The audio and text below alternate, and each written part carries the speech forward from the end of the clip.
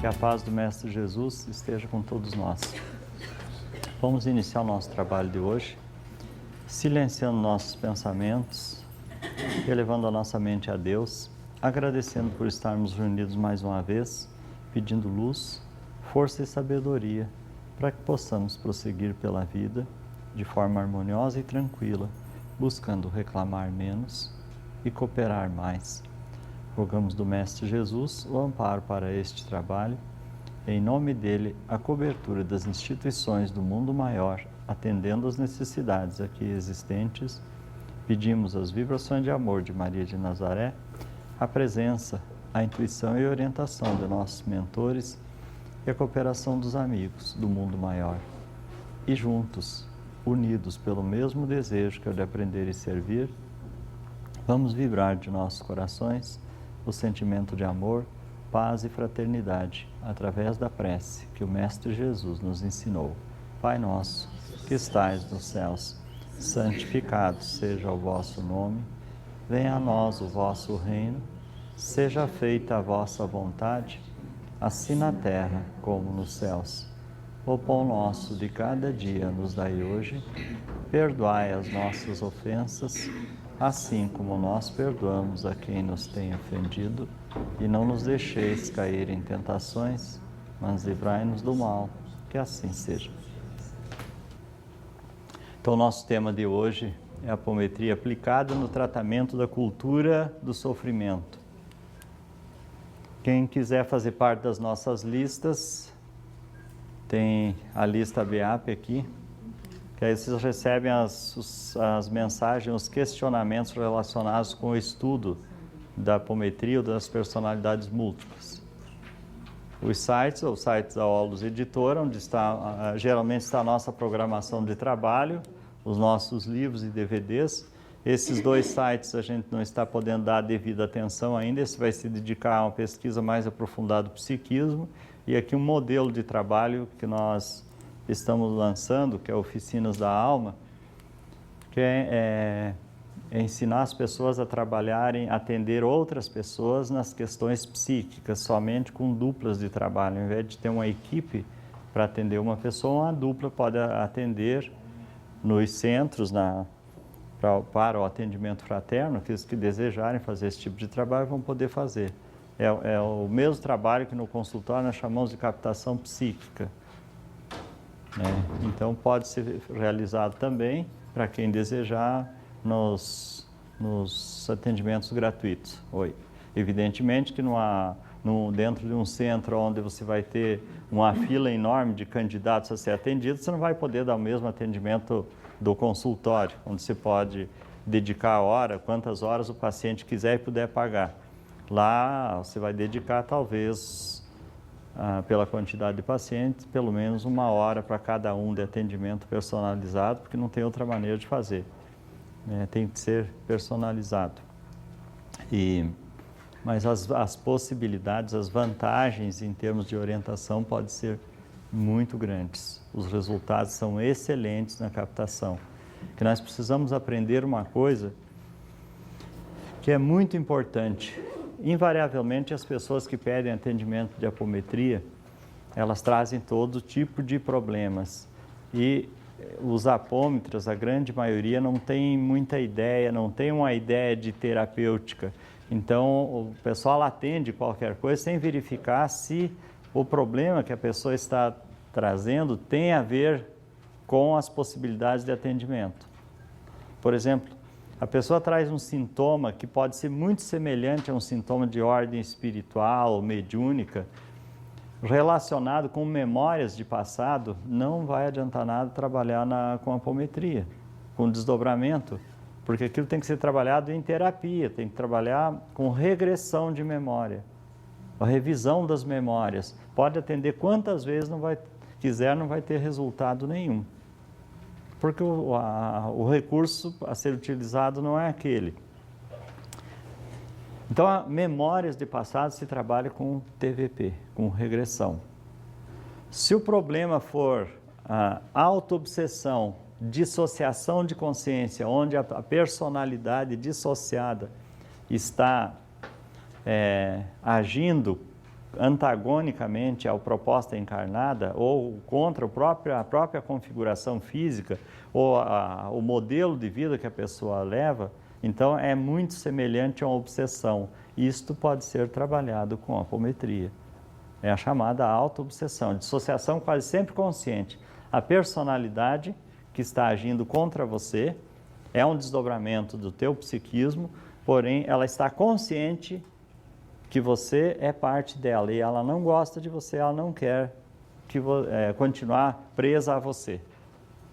Então ela age como se fosse um obsessor externo. Aí isso é coisa que se trabalha em apometria. E claro, os casos de obsessão, os distúrbios da mediunidade, você pode trabalhar, precisa orientar, né? Já o terceiro ponto, o bloco de ego. Por que eu estou chamando bloco de ego? Porque quanto mais eu trabalho com captação e mais eu trabalho com apometria e TVP, eu chego à conclusão que o ego é como se fosse um microfone. Uma tribuna onde os palestrantes, ou aliás, os elementos se alternam defendendo ideias e pontos de vista, tentando impor ideias e pontos de vista, e você é só a caixa de som que começa a repercutir aquilo que está sendo falado lá no microfone. Você pode ter 10, 15 personalidades fazendo parte do teu pacote de ego, tentando se impor, tentando impor as ideias deles, tá? E você sente isso como sendo teu. Porém, as pessoas que estão por perto percebem as tuas alternâncias, as diferenças, você próprio percebe que você se altera de um momento para outro, perde o interesse por certas coisas de um momento para outro, né? Mas não se dá conta que são as personalidades que fazem parte do teu ego. É o pacote de personalidades associadas a você, ao ego. Não são dissociadas, são associadas. É a tua dinâmica psíquica, que é diferente de personalidades obsessoras, de personalidades dissociadas e antagônicas. As do pacote de ego, invariavelmente, não têm consciência de que você é uma nova personalidade. Elas atuam através de você ou em você, sem ter consciência de que você é uma nova personalidade. Elas não sabem que elas não sabem que estão reencarnadas, digamos assim, para ficar mais claro. Então, é exatamente, elas compõem o teu comportamento do dia a dia. E isto não adianta querer trabalhar numa apometria. Não vai pegar, não vai resolver. Em 24 anos de trabalho, e eu trabalho normalmente 3 vezes por semana, trabalhos de 3 a 4 horas, aos poucos você vai aprendendo a fazer diferença das coisas, né? Isto tem de ser tratado cuidadosamente em horas de terapia. Nós fazemos invariavelmente sessões de 2 horas para trabalhar isto e às vezes é pouco. A pessoa precisa, às vezes, de 10 até 20 horas de trabalho para resolver isso. É muito mais rápido esse auxílio, ele funciona muito mais, apresenta um resultado muito melhor do que uma própria terapia de vida passada. Só que você precisa da terapia de vida passada porque você também não vai trabalhar memórias nisso. Não há como você trabalhar a memória. A personalidade detém uma memória, ela funciona como estimuladora dos teus comportamentos, das tuas reações. Mas aquilo que já está gravado no teu psiquismo da consciência física, você vai ter que trabalhar em TVP. Não há como trabalhar de forma indireta isto. A partir do momento que você começa a fazer a diferença entre uma coisa e outra, os resultados são muito melhores e muito mais rápidos. Se a gente pudesse associar sempre TVP, captação psíquica, e apometria, você conseguiria resultados fantásticos. Eu acho que estou conseguindo um resultado fantástico. Tem muita gente aqui que faz terapia comigo. Eu não sei o que vocês estão achando. Tem gente que diz que piora, outros melhora. Eu acho que não piora, reage. Porque quando você vai mexer numa encrenca, mexe num vespeiro. Ontem eu estava conversando com 2 pessoas que tinham tido pressão alta antes da terapia.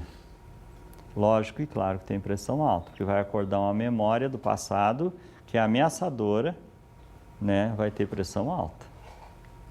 Uma foi apedrejada e a outra não estou lembrando agora o que era. Você acha que vai ser apedrejada, está sentindo a memória que está aflorando do apedrejamento, não vai ter pressão alta.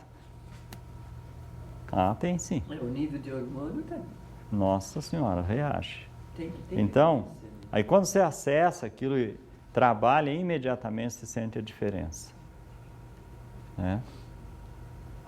Então, se nós fizermos essa diferença, tiver clareza para isso, o resultado é outro, muito diferente. Né? E tem coisas muito interessantes. Eu estou trabalhando duas questões muito rígidas em mim,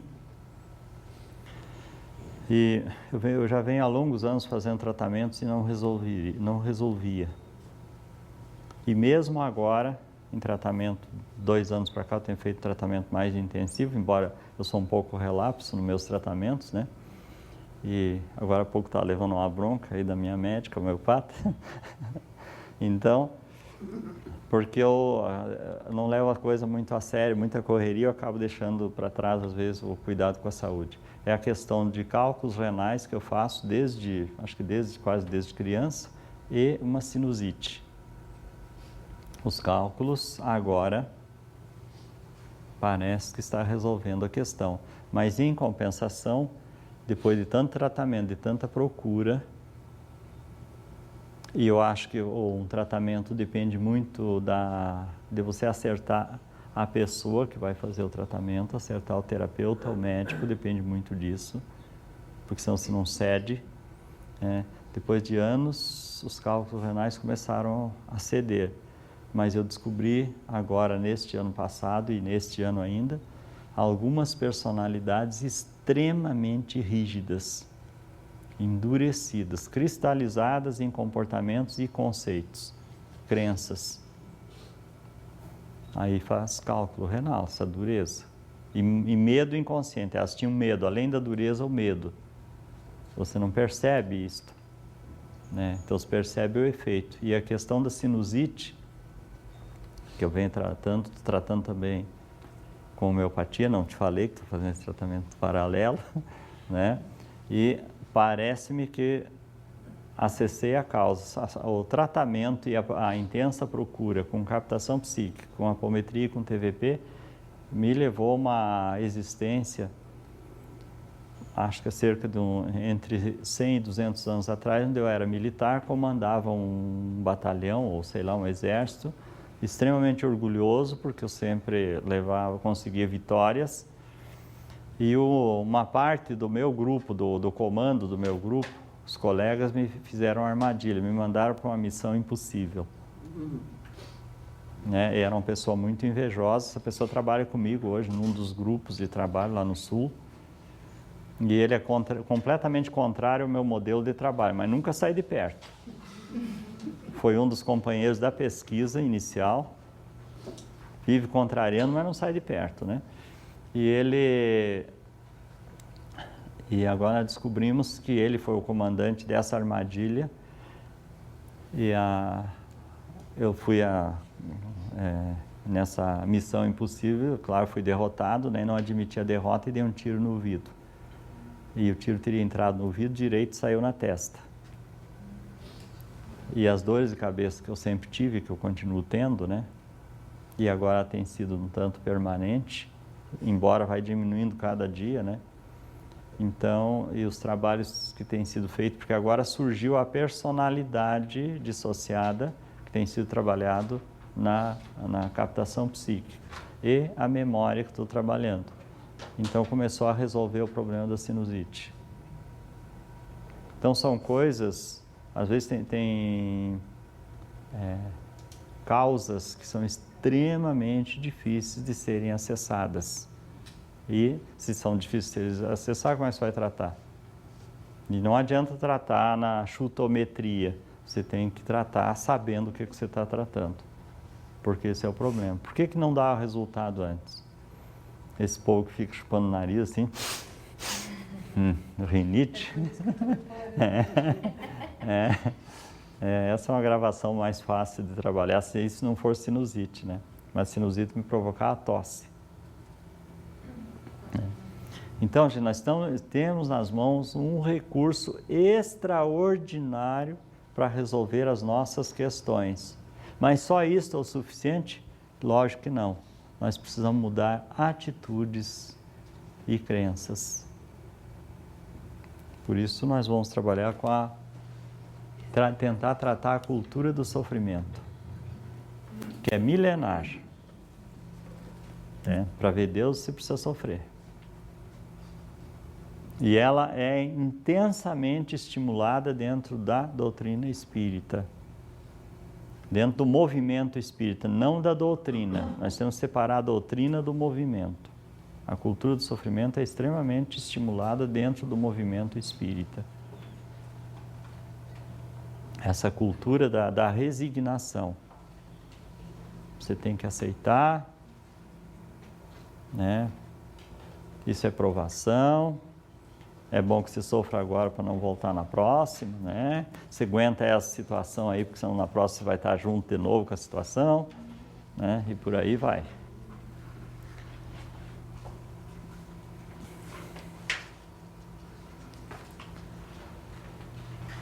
Então, o culto à dor tornou-se uma cultura nos ambientes espíritas. Condicionou-se a ideia de que sofrer é sinônimo de crescer, de que sofrer é resgatar, quitar. Portanto, passou-se a compreender a dor punitiva como um instrumento de libertação, quando, em verdade, somente a dor que educa, liberta. Há criaturas dotadas de largas fatias de conhecimento espiritual sofrendo intensamente, mas continuam orgulhosas, insensatas, hostis e rebeldes. Essas criaturas somos nós, né? Porque se nós analisarmos, às vezes, nossos comportamentos, nossas reações, nossas ações, nós percebemos o orgulho, a insensatez, a hostilidade, a rebeldia. Só que nós fomos ensinados a mascarar esses atributos negativos. Isso é feio, isso não pode, né? Você tem, mas você não vai deixar vir à tona. Então você oculta tudo que pode. E ocultando, isto vai gerar sintomas, problemas. Vai ter a pulsão, né? Hã? Vai ter uma pulsão Com certeza. para vir à tona isso. Porque você começa a reprimir isto, ocultar, e isso vai reagir de alguma forma. O próprio momento, o estágio de evolução vai fazer com que isto venha à tona, vai forçar isto a vir à tona. Porque não tem como, quanto mais nós estamos caminhando, mais transparente nós estamos ficando. Quanto mais reprime, maior a pressão. Maior a pressão, né? Então a nossa rebeldia vai aumentando também, né? Só que nós alimentamos isso sem nos darmos conta. Consequentemente, vem a irritação, que você não sabe de onde vem, não sabe por que está irritado, não sabe por que se irrita com tanta facilidade com as pessoas, não sabe por que você se sente tão pressionado, cobrado. Aí você começa a correr atrás de coisas para se acobertar. Ou você vai trabalhar demais, ou você vai buscar um vício, vai buscar um comportamento, alguma coisa que acoberte aquilo, que te iluda, que te engane. Aí você começa a ter uma enorme dificuldade de lidar com você mesmo, você não consegue mais ficar só, não consegue lidar com as suas dificuldades. Você perde a satisfação do viver, do trabalhar, né? Tudo passa a ficar desagradável, desconfortável. Tudo irrita. Aqui em São Paulo, pessoal, tem muita irritação no trânsito, muita agressividade no trânsito. Por quê?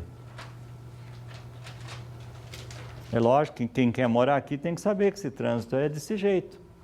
Por que precisa se irritar? Como diz o espírito Calunga, né? Por que vocês não vão embora daí? Não é? Ficam reclamando do trânsito porque não vão embora. É porque gostam. Então, não tem que reclamar. Se nossa humanidade está transitando de mundo de provas e expiações para a condição de regeneração, está claro que a nossa mentalidade também precisa ser reformulada para atender com segurança as necessidades dessa transição. E essa é a parte mais difícil do trabalho.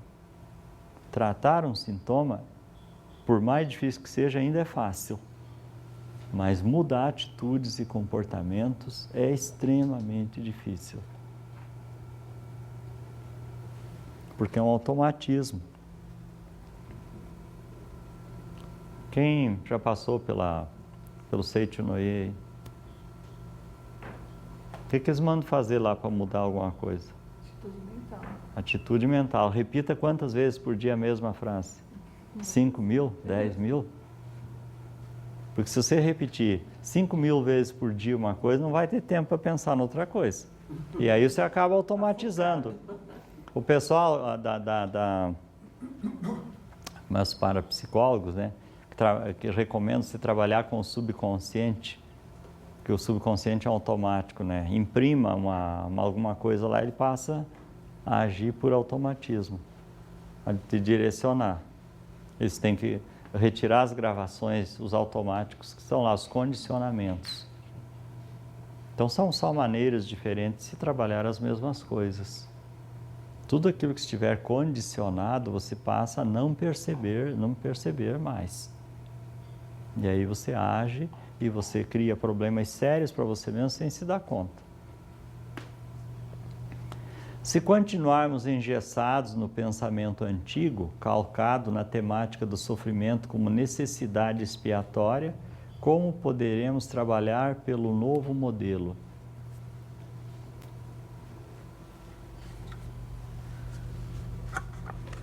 Quem acredita aqui que o sofrimento eleva a alma? Ninguém? Vocês têm certeza?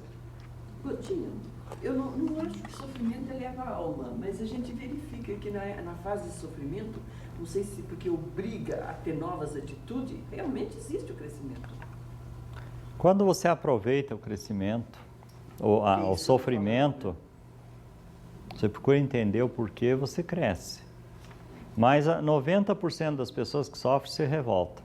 Sofrimento inútil. É inútil. Tem uma amiga aí que questiona o tem que, né? Então, é lógico e claro que se nos disserem, você tem que fazer isso e não explicar por que tem que, é lógico que não vai dar certo. Eu tenho um provérbio popular que diz a mais absoluta verdade, né? Que de boas intenções o inferno está cheio de gente de boas intenções. Porque não adianta só intenção. Tem um livro do Divaldo, eu não lembro o nome agora, que conta a história de uma senhora que montou uma creche, né, para fazer caridade. E passou a vida toda dedicadíssima na sua creche. Né? Tanto que na hora de desencarnar, o pessoal nem queria que ela desencarnasse, né?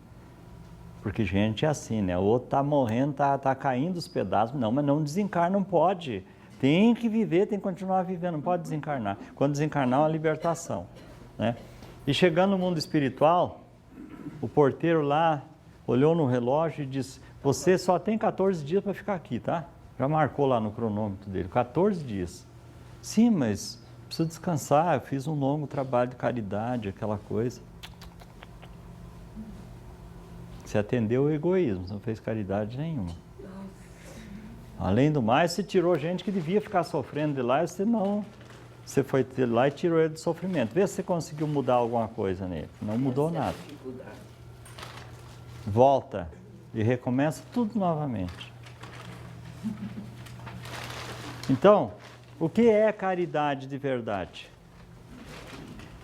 Será que nós temos ideia clara do que é caridade?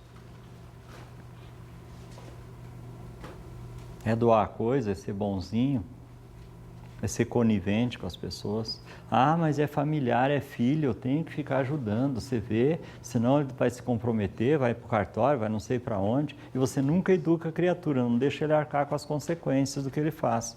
E ele vai acreditando que sempre vai ter alguém que vai acobertar os desmandos dele. Não quer isso, e o nome da família, onde é que fica? Pois é. Depois se encontra todo mundo lá nos umbrais brigando um com o outro, vira todos obsessores uns dos outros, né? Porque um vai jogar a culpa no outro. Mas é verdade. Aliás, não precisa nem estar num braço, já começa dentro de casa, já começa as raivas ali. Porque aquele que está fazendo o favorzinho, que está acobertando a sacanagem do outro, também vai ficar com raiva de si mesmo. Porque não tem como ser diferente. Ah, não, mas eu sou espírito, sou apômito, trabalho, tendo 20 pessoas por semana. E daí vai desenvolver a raiva do mesmo jeito. Porque é mentira, não vai conseguir se livrar disso. Você não aceita ser passado para trás, ninguém aceita ser enganado. Aliás, nem é enganado, né? É se enganar. O ser humano reage a isso.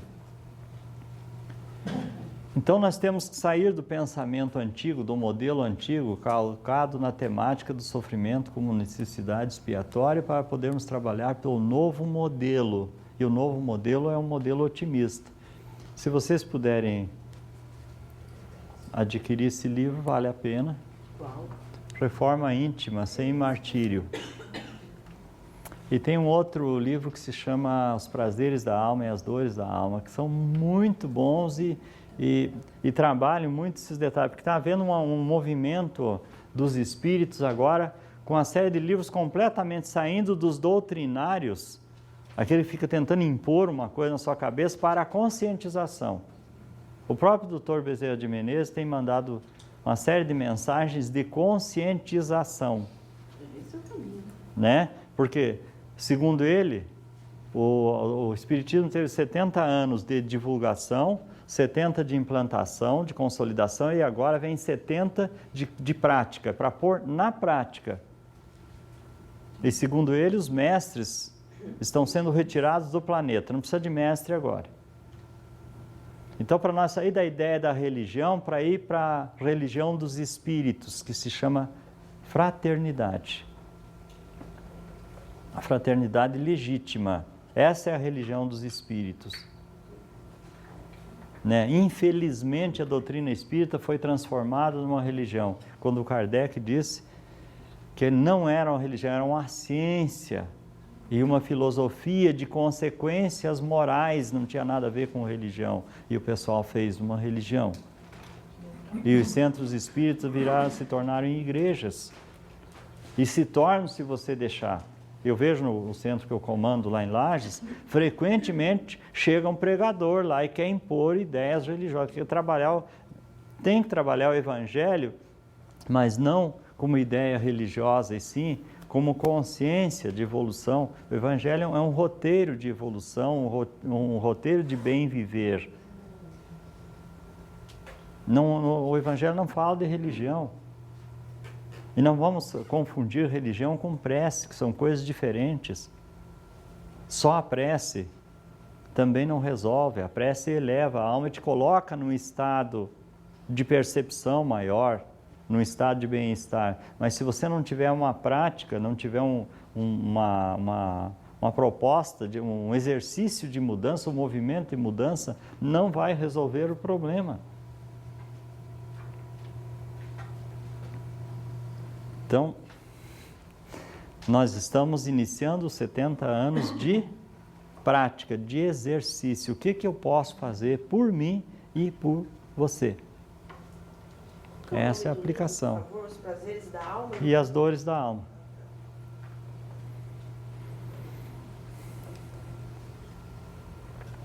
Aquela ideia de que vamos sofrer resignadamente porque receberemos recompensas no mundo espiritual precisa mudar para um discurso mais saudável e progressista. Vamos buscar o nosso crescimento interior, desenvolver nossas qualidades superiores, nossas potencialidades e, principalmente, o amor.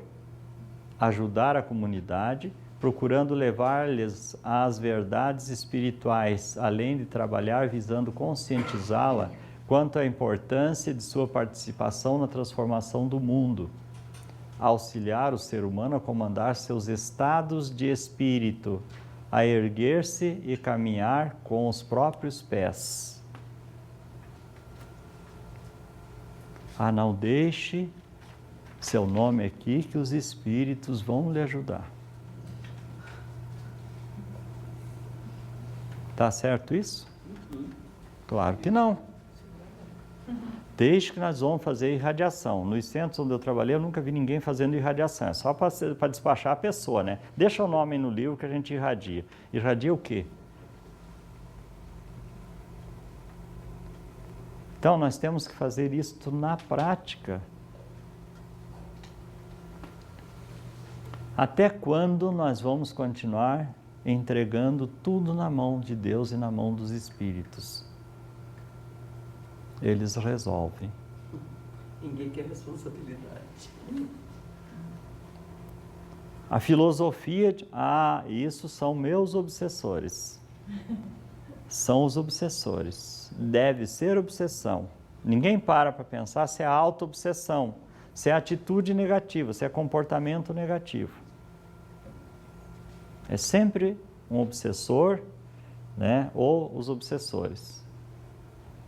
Eu me considero espírita porque eu estudo doutrina espírita há 40 anos. Né? E como diz o Kardec, reconhece o verdadeiro espírita pelo esforço que faz em domar as suas más inclinações. Então, para ser espírita tem que ter más inclinações, para começar. Lógico. Senão, não precisa ser. É pelo esforço que faz em domar as suas más inclinações. Se eu não tenho más inclinações, não precisa ser espírita. Né? Então, eu me reconheço como espírita. Né? Porque tenho as más inclinações e faço um esforço para domar. Vocês entendam bem que eu não disse que eu já domei alguma. Eu estou dizendo que faço um esforço. Tá? Porque o pessoal diz, Godinho, porque você é espiritualizado. E eu fico rindo, né? Você não sabe o que se passa pela minha cabeça. Né? Então, como é que sou espiritualizado? Mas, de qualquer forma, gente, nós temos que aprender a fazer isso. Não é impor doutrina espírita na cabeça de ninguém. Ajudar a comunidade, levar ideias, verdades espirituais, não é impor doutrina espírita. É muito diferente. Você pega o Evangelho, que não impõe religião nenhuma, está cheio de verdades espirituais. Eu acho que a doutrina espírita é quem tem a doutrina que tem o maior conteúdo de informações úteis à nossa caminhada evolutiva, para a nossa felicidade, para a nossa harmonia, para a nossa saúde. É quem tem o melhor conteúdo de informações. Agora, você não pode impor a doutrina em si. Você tem que impor a verdade. Impor a verdade, não. Você tem que levar a verdade. E a pessoa vai aceitando na medida que ela consegue. Né? Então, nós temos que buscar o crescimento interior, buscando desenvolver nossas qualidades superiores. Nossas potencialidades. Nós sabemos das nossas potencialidades? Ontem nós estávamos fazendo um trabalho de captação psíquica de uma pessoa que passou a vida inteira, está com 60 anos, agora 61 anos, passou a vida inteira trabalhando que nem um condenado e jogando tudo fora. Porque ele trabalha de um lado e joga fora do outro. Porque é um especialista em maus negócios. E de uma teimosia, eu conheço há 23 anos. Quando eu conheci, eu falei para ele, já por causa de problemas, que além porque ele acha que ele divulga a doutrina espírita, ele realmente divulga, mas não aplica nele, né? Então, que ele precisava começar a aplicar nele a doutrina espírita, precisava se trabalhar, fazer um trabalho de autoconhecimento. Nunca aceitou isso na vida. Faz uns 2 anos que ele começou a aceitar.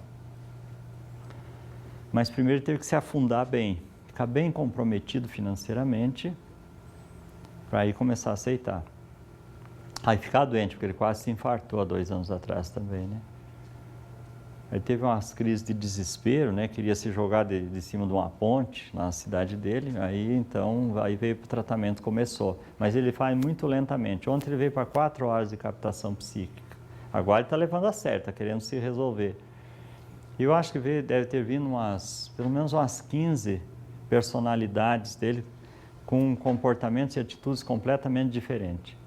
Veio 2 falsários, farsantes, né? Espertos, Um saía para as cidades fazendo arrecadação para juntar dinheiro por causa de uma causa religiosa. E ele botava outros agentes, né? Então ele deixava 10% para o agente e 90% para ele. Ele não tratava de causa religiosa nenhuma, ele queria forrar o bolso dele.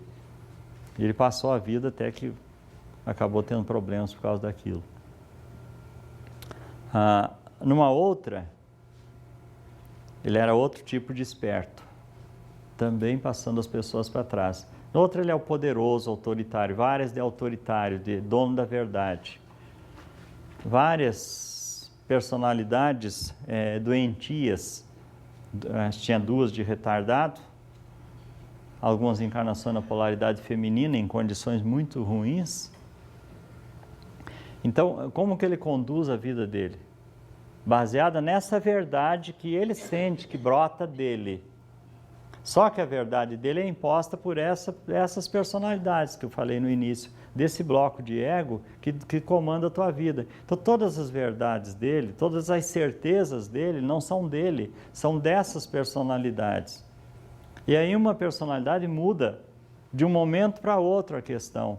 Então, ele está fazendo um negócio, ele faz muito, ele mexe com livros, né? Edição de livros.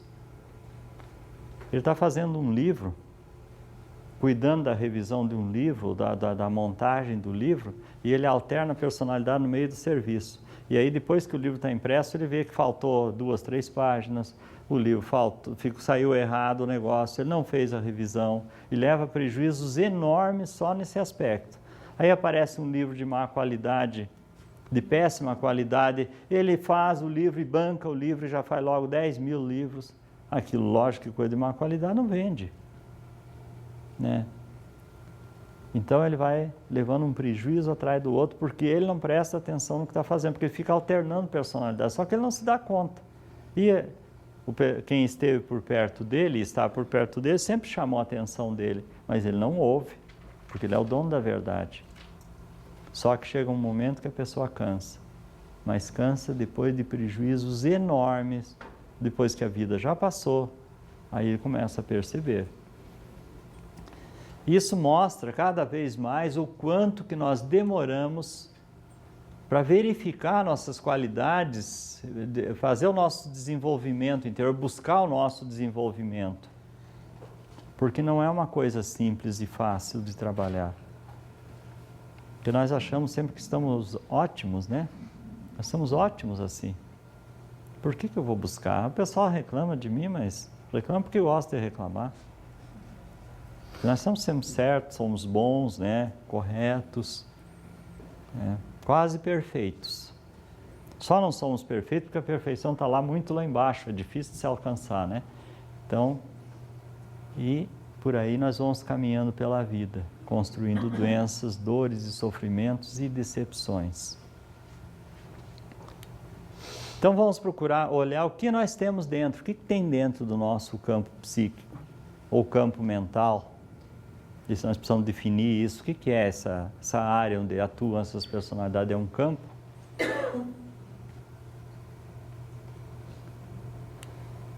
E tentar esclarecer, perceber por quem nós somos comandados, por que nós reagimos desta ou daquela forma, por que nós afastamos as pessoas de nós, ou por que nós aproximamos pessoas de forma equivocada, pessoas de má qualidade, pessoas mal intencionadas, pessoas que vêm nos prejudicar. Por que isso nos acontece? Nós temos que verificar isso. Conhece-te a ti mesmo. E Jesus recomendou: conhecereis a verdade, que ela nos libertaria. É isso que o Dr. Bezerra está insistindo, e os espíritos estão insistindo no colocar a doutrina espírita na prática. Ela só serve para uma coisa: para você se conhecer e se transformar. Fora disso não serve para nada. Pode ser linda e maravilhosa. Se você não colocar em prática, não serve para nada.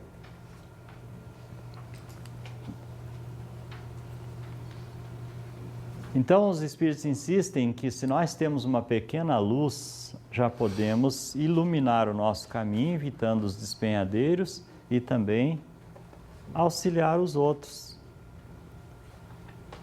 Jogar uma pequena luz também, um pouco dessa luz, no caminho dos outros. Esse é o exercício da fraternidade, auxiliar aos outros. Mas não é esse auxílio de sustentar hábitos negativos, é iluminar os caminhos. Quando nós montamos o nosso centro espírita em Lar, o Grupo Ramatiz, na nossa primeira reunião com a espiritualidade, nós pedimos, na primeira reunião de fundação do centro, nós pedimos assessoria da espiritualidade, e um espírito que veio nos passar algumas coordenadas disse o seguinte, perguntou o seguinte: vocês vão montar mais um centro para fazer campanha do quilo, campanha de roupas velhas para distribuir para as pessoas, ou vão montar um centro para iluminar consciências?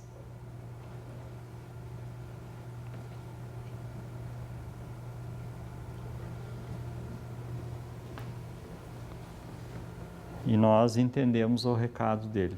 Não faça centro espírita para dar esse tipo de assistência. Já tem a Bolsa Família aí, né? Então vamos fazer centro para conscientizar as pessoas de que elas podem, de que elas são capazes e de que elas não precisam sofrer tanto para ver Deus.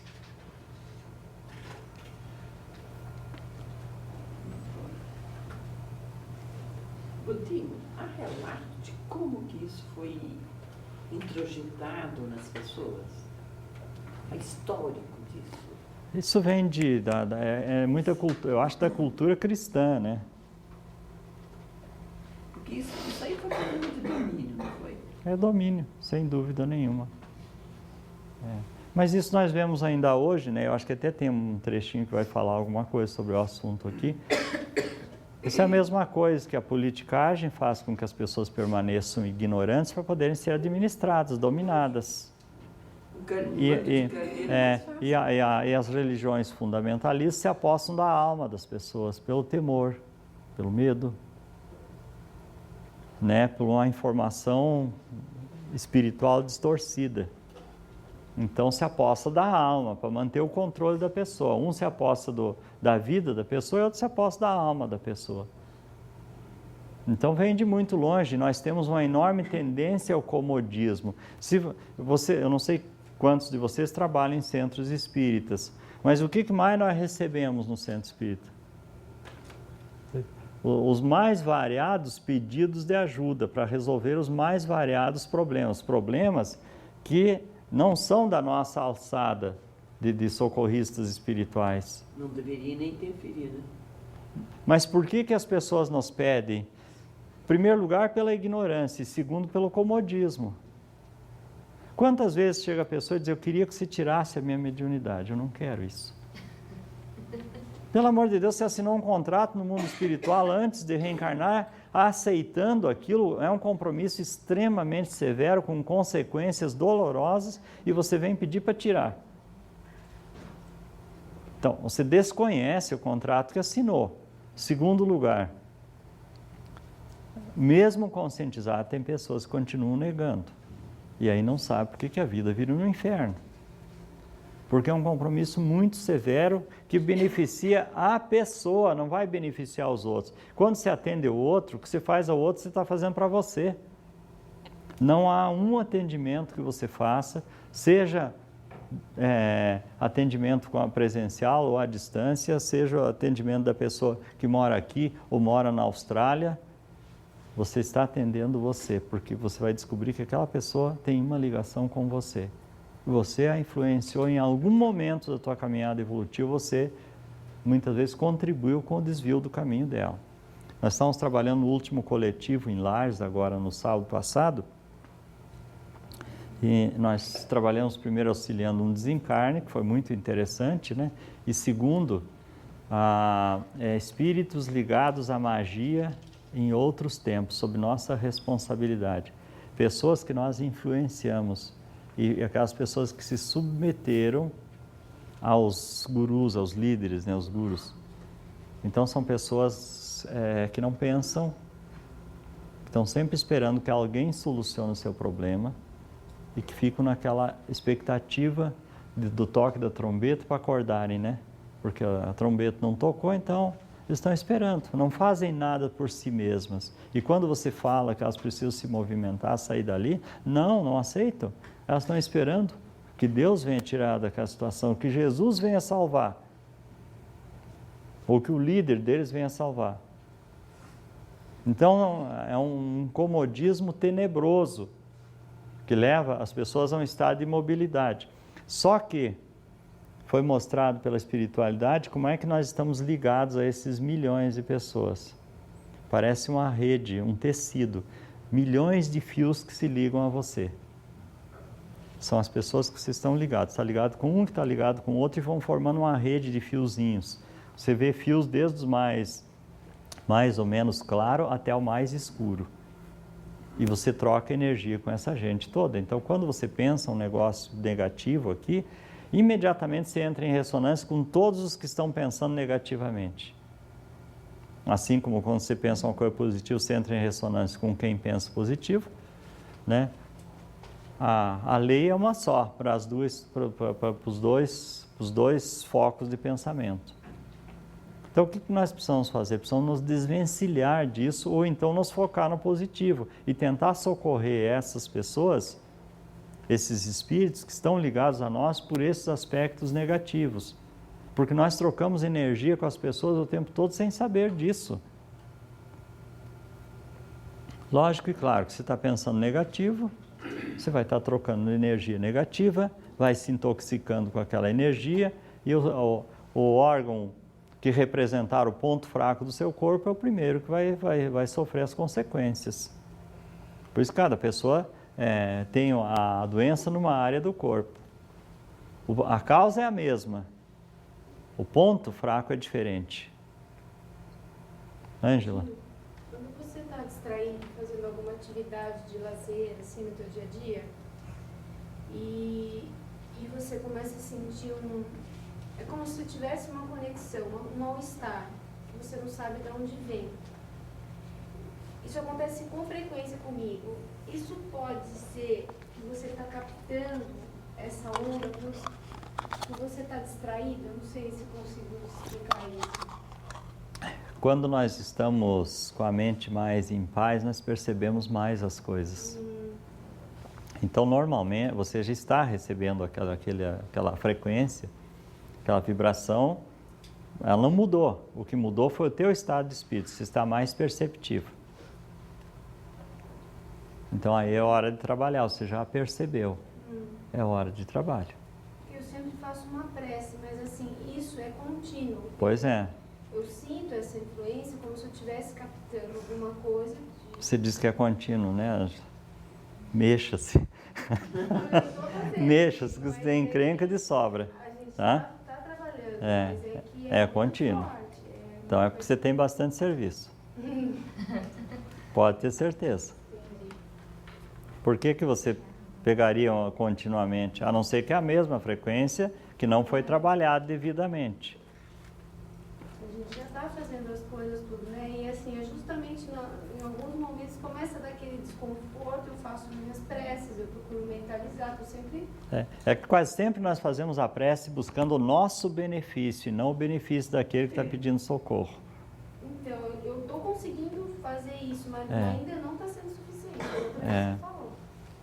Não, pode ser até que está sendo suficiente para aquele momento, mas depois vem mais, né? Porque o médium vai continuar atraindo. O médium tem alguns aspectos que nós precisamos ter consciência muito clara. Todo médium gera ectoplasma. Segundo André Luiz, o ectoplasma é um fluido mento eletromagnético. O que a eletricidade produz? Qual é o efeito da força elétrica, da energia elétrica? É força, né? Energia elétrica é força. Ela gera magnetismo, né? A energia magnética, gera magnetismo. E qual é a propriedade do magnetismo? Transmitir informação. E qual é a propriedade da energia mental? É perceber a qualidade, o tempero. Então nós temos as três forças somadas trazendo toda a informação em grau mais forte ou menos forte para nós. Então o médium não escapa disso porque ele irradia no seu campo mental, e que nós não temos ideia de que tamanho é o campo mental ou o campo vibracional de cada pessoa. Você irradia e imediatamente se sintoniza essas outras frequências, esses outros campos. Aí você passa a sentir, passa a ressoar aquilo. Nós estamos tratando de espírito de luz e espírito de trevas, tratando de socorro. Então, quando eu converso com um espírito trevoso, não adianta você ficar brigando com ele, dizendo que ele está errado, que tem que. Você tem que mostrar que é possível, se ele quiser, sair daquela situação.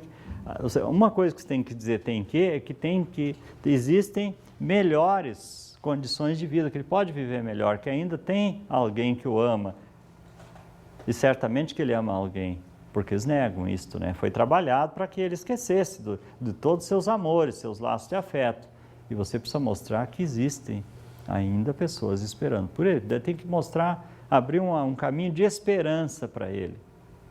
Uma oportunidade de regeneração, mas que ele tenha o direito de escolher.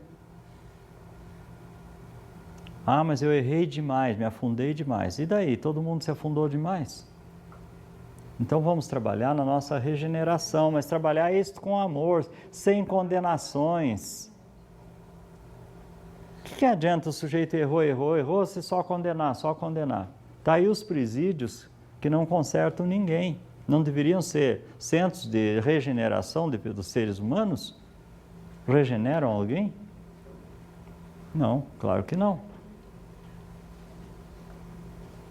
Então o centro espírita tem que ser esse portal da esperança. O grupo, não precisa ser um centro espírita, é um grupo. Pode ser uma dupla de trabalho, um trabalhador, porque tem pessoas que veem espíritos. Então, se você está vendo o espírito, conversa com eles, não espanta os espíritos que vêm perto de você. Vejo o espírito, já espanto. Rezo para ele se afastar de mim. Não rezo para ele se afastar. Você está perdendo a chance de fazer amigos. Ah, mas o sujeito é trevoso. Anda com um garfo na mão, lá tem chifre, tem rabo. E daí? Faz dele um amigo. Coloca ele para um outro caminho. Agora você não precisa se envolver com a proposta dele. É ele que tem que se envolver com a sua proposta. Vai conversando com ele. Encaminha. Não doutrinando e impondo. Você tem que esclarecer. A palavra-chave num trabalho com espíritos, da mesma forma que um trabalho com terapia, é esclarecimento. Nós temos que esclarecer e temos que nos esclarecer para evitar esse hábito do sofrimento, da infelicidade, do azar, da desgraça, toda a inveja. Achamos que as pessoas têm inveja. Toda vez que nós temos, ou quando nós temos esse sentimento que os outros estão nos prejudicando através de um atributo desse, esse atributo está em nós. Quando recebe muita inveja dos outros, é porque você é um tremendo invejoso. Só tem que buscar a personalidade invejosa, mas ela faz parte do teu condomínio de ego aí. Tem um invejoso terrível aí. Vai buscar o infeliz. Vai conversar com ele. Por favor. Eu só gostaria de comentar um assunto que eu achei super interessante, que eu realizei. A questão de alguns anos atrás, eu fiz uma experiência com foto Kirlian. Sabe aquela assim? Sim. Né? Daqui. E entrei, paguei 2 fotos, né? O rapaz até achou estranho, porque que eu ia tirar 2 fotos, achou isso meio absurdo, né? Mas tudo bem, né? Tá pagando? Eu falei, a segunda o senhor tira só quando eu mandar. Então, a primeira ele tirou, olhos abertos, sorrindo, eu, naquele momento. Né? E a segunda, eu fechei os olhos, fiquei séria, e entrei em contato com uma lembrança Negativa. muito ruim para mim, que aconteceu comigo, onde fiquei com raiva, com mágoa, com tudo. Né? E mergulhei nessa lembrança. Entre uma foto e outra, acho que se passaram 2, 3 minutos no máximo, né, fiz sinal para ele, pode bater. A primeira foto, ok, apareceram cores, foi simpática, vamos dizer assim, dizendo inclusive das minhas potencialidades ou prováveis problemas físicos e emocionais, etc. Tudo aquilo que normalmente a foto Killian dá como resultado. A segunda era completamente escura, pouquíssimas cores, e mesmo aquele, vamos dizer, aquele canal de luz que se via na primeira, assim, na segunda não apareceu nada. Então, com um simples pensamento, a gente transita por níveis completamente diferentes. Com certeza. E muito, muito, muito trevosos, eu diria até, né? Com sentimento. Então, assim, imagine o dano que você faz no seu corpo se fazer isso todo dia, todas as horas. Exatamente. Ou você ficar curtindo uma mágoa. Então, da mesma forma como a gente transita para baixo, né? Transita para cima. Somos completamente livres para transitar, por onde quisermos. Só que, quando se está vibrando na faixa de luz, você não agrega energia negativa. Quando se vibra na faixa inferior, você puxa, imediatamente se agrega. Sintoniza a energia negativa. Né? E é responsável pelos danos, né? E abre, né? Portais Abre, todo o seu campo de defesa. Por isso os espíritos dizem que a obsessão é um processo hipnótico, porque ela é sempre aceita. Não existe obsessão imposta, ela é aceita. Então você abriu o espaço para o obsessor. Assim como você abre espaço para aceitar a ideia de alguém, mesmo que mais tarde você precise dizer, ele foi o culpado, ele me induziu. Induziu porque você aceitou, você queria. Né? Quem que falou isso? Parece sempre aceito. Os espíritos orientadores falam sobre isso. Né? Acho que, não lembro se é o André Luiz quem que fala, mas eles falam. Então, pela cultura do sofrimento, o espírita não deve ser uma pessoa feliz. Então já começa assim, lá no centro espírita já tem uma plaquinha que diz, o silêncio é uma prece. Cala a boca, tá? Não fala. Não ri, isso aqui é um ambiente sério. Você não pode ser alegre. De bem com a vida, você tem que chegar com cara de sofredor. Não deve vivenciar prazeres, isso é pecado. Tá? Nem mesmo os mais inocentes, sabe lá as intenções, né? Mas ter sempre presente em sua realidade o grande devedor, sou um devedor. Esse é sempre, né? Devedor. Já, como é que é?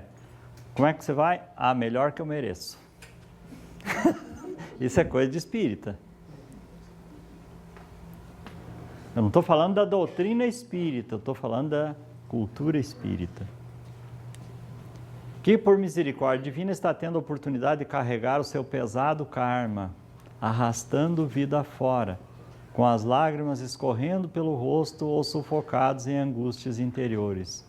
E a esperança de vir a ser feliz depois que retornar ao mundo espiritual, depois que eu me livrar desse karma. Mas não é assim, gente.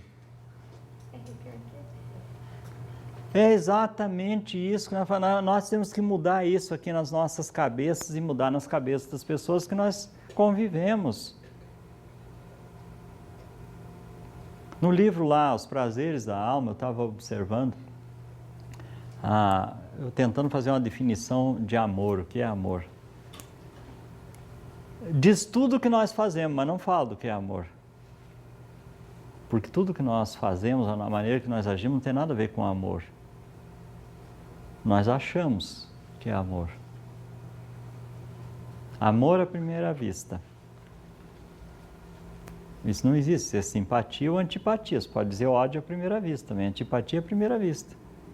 Isso não é amor. Você considera um mundo de provas e expiações? Mundo de provas e expiações? Vale de lágrima. Já Salve Rainha já está lá com Vale de Lágrima. O mundo de provas e expiações é um mundo onde as pessoas ainda vibram nesta faixa de pensamento. Erram, se permitem errar, mas não se permitem aceitar o erro. E tem enorme dificuldade para corrigir o erro. Esse é um mundo de provas e expiações. Porque se você analisar as literaturas espíritas que relatam a vida nos outros planetas, eles ainda estão trabalhando seus aspectos negativos, mas lá ninguém se pune porque ainda tem aspectos negativos. Ele trabalha aquilo, ele aceita que tem e trabalha. Então não gera sofrimento. Se ele erra, ele corrige, simplesmente corrige. Ele não gera um sofrimento. Nós aqui, se errarmos, temos que nos punir, não, porque Deus vai castigar. Já para começar, já Deus vai castigar. Então você já espera o sofrimento. E como você espera, você já quer que venha logo. Você já quer se livrar daquilo, que venha logo. Já sei mesmo que vou ter que sofrer, que venha logo. Já você se prepara, já cria os condicionamentos. Já faz o que a amiga fez ali lá no teste dela. Já virou o pensamento, já está pronto para receber o sofrimento. Se não se receber, já desencadeia em si mesmo. Esse é um mundo de provas e expiações. Porque se nós temos uma tarefa aqui, ele passa a ser um pesado karma.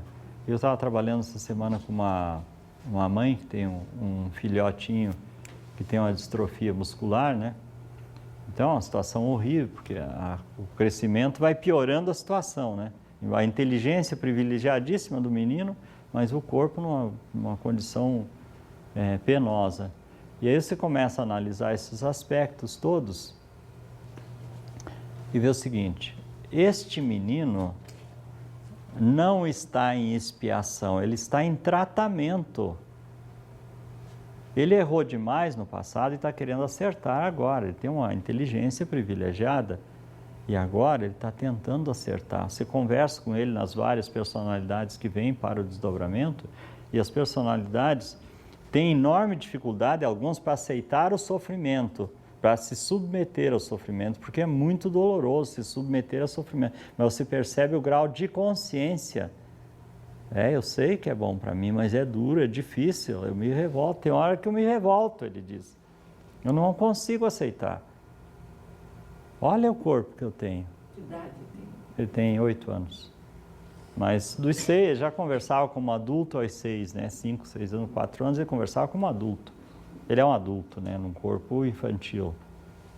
Numa idade infantil também. Mas ele tem plena consciência e sabe o que vai acontecer, né?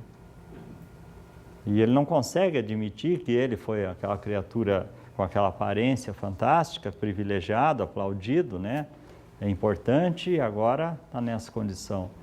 Mas quando a gente olha na primeira vista, diz, nossa, fica penalizado porque é uma pessoa sofrendo, ele não está numa condição punitiva, ele está numa condição corretiva, que é bem diferente. Ele precisa daquele tratamento para se regenerar, porque ele precisa aprender a valorizar. O tratamento é esse. É a mesma coisa, o sujeito veio com síndrome de Down, não é a pessoa doente, é uma pessoa em tratamento.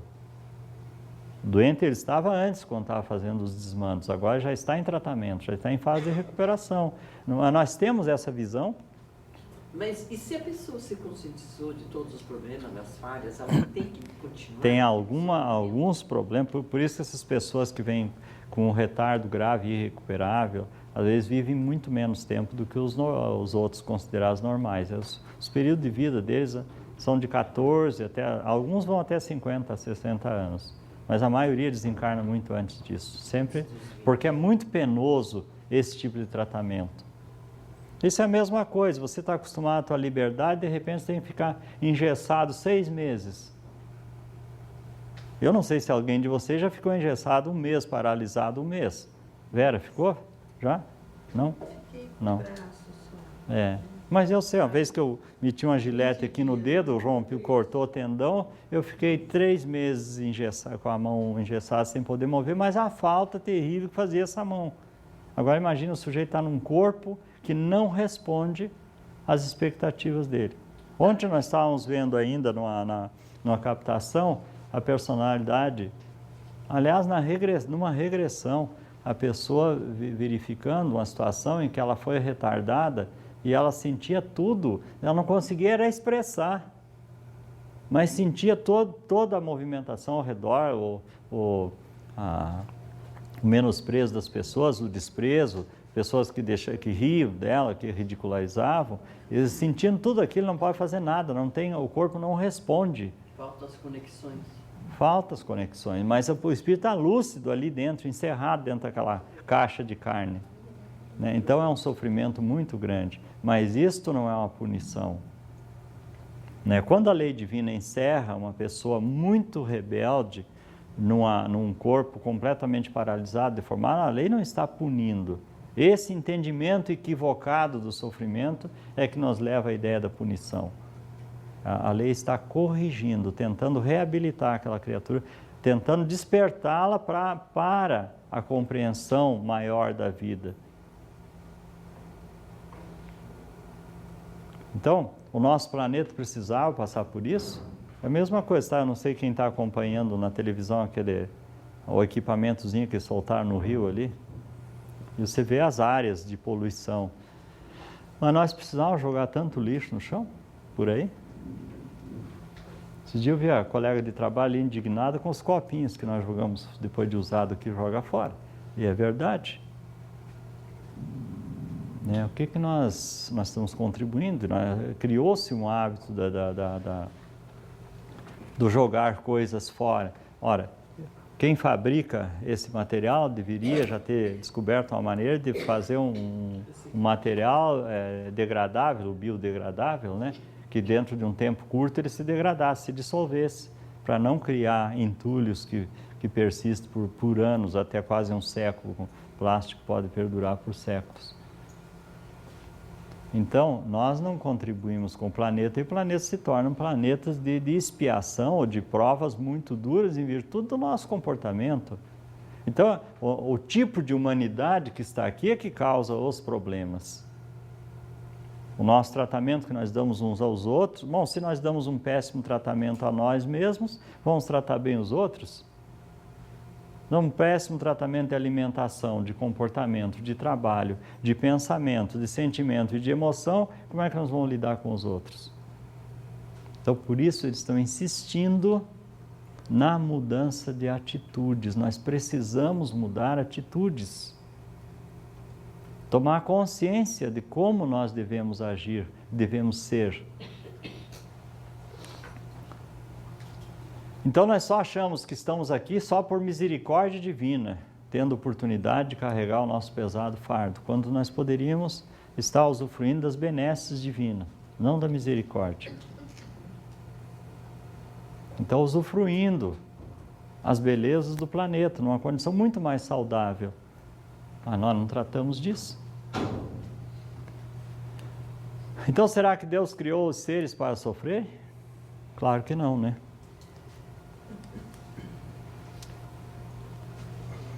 Então, já a autoajuda, ao contrário do que muitos espíritas entendem, significa desenvolver recursos internos para transformar velhas viciações da alma em valores positivos, naqueles mesmos que Jesus ensinou.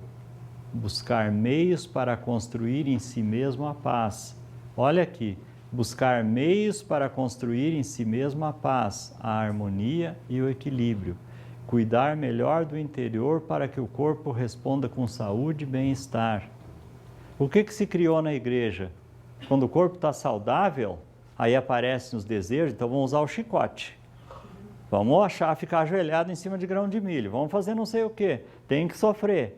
Vamos fazer jejum, passar fome. Para sofrer.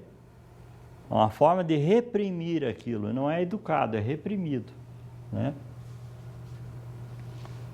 O correto é cultivar estados de espírito leves, otimistas, fraternos, confiantes, de esperança e de contentamento. Essa atitude representa poderosa ajuda que podemos dar a nós mesmos. O mestre dizia: levanta-te e anda. Que lição terá desejado nos ensinar ao fazer tal convite?